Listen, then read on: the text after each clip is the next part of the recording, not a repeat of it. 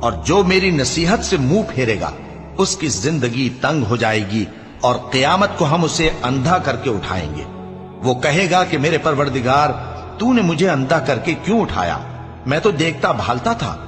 اللہ فرمائے گا کہ ایسا ہی چاہیے تھا، تیرے پاس ہماری آیتیں آئیں تو تو نے ان کو بھلا دیا، اسی طرح آج ہم تجھ کو بھلا دیں گے۔ اور جو شخص حد سے نکل جائے اور اپنے پروردگار کی آیتوں پر ایمان نہ لائے، ہم اس کو ایسا ہی بدلہ دیتے ہیں، اور آخرت کا عذاب بہت سخت اور ہمیشہ باقی رہنے والا ہے۔